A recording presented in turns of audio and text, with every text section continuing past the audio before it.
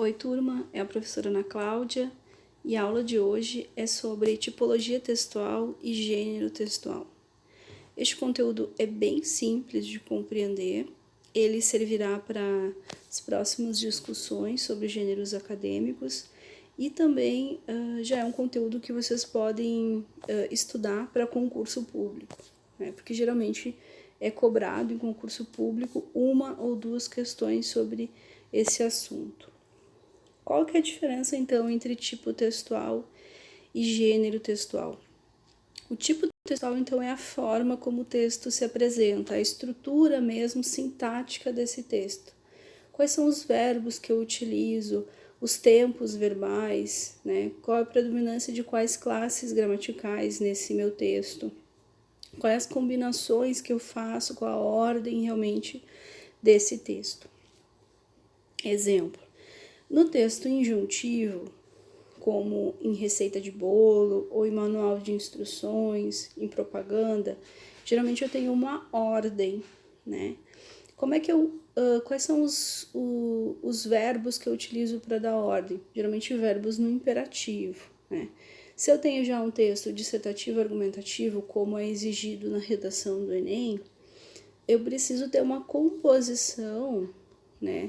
Uma determinada ordem de composição do texto que leve a uma conclusão, né?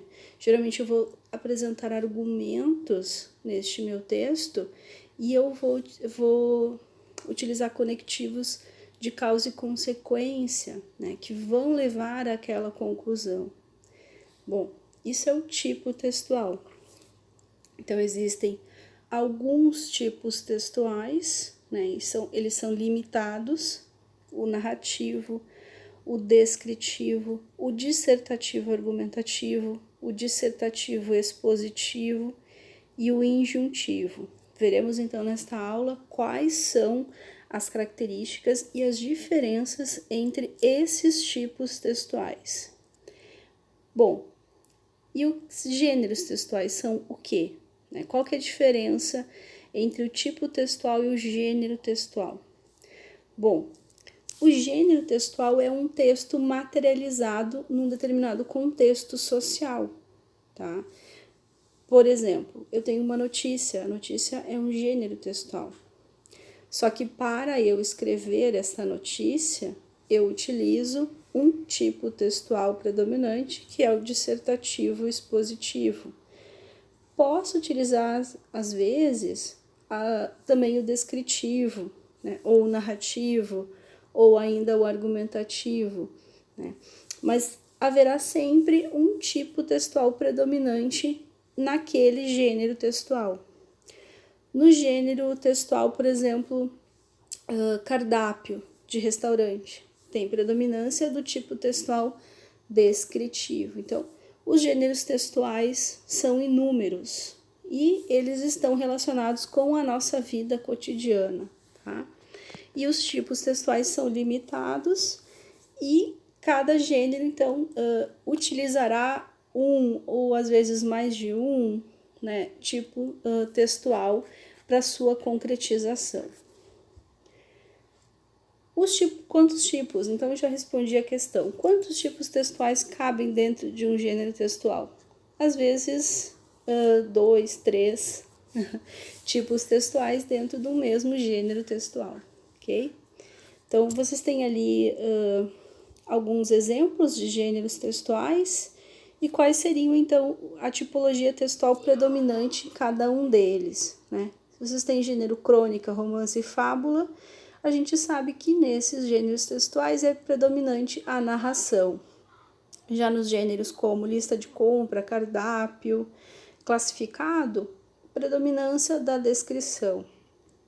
Dos gêneros manifesto, sermão, ensaio, editorial, a predominância é da argumentação. Então, tipo textual, dissertativo, argumentativo. No livro didático, no verbete de dicionário, na enciclopédia, na notícia, tem predominância, então, da exposição de um fato, né, da exposição sobre um assunto.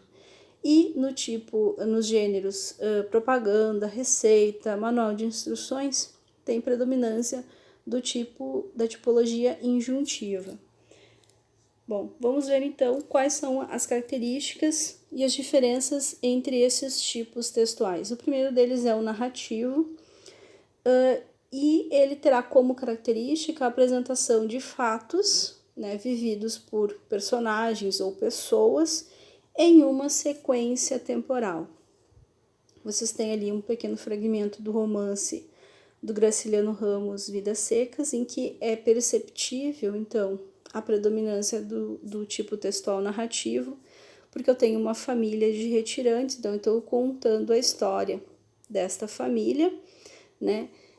E ela se passa num determinado tempo, né? Também em um espaço definido, né? Que é o sertão, e essa história ela é contada de forma temporal, né? Numa sequência temporal.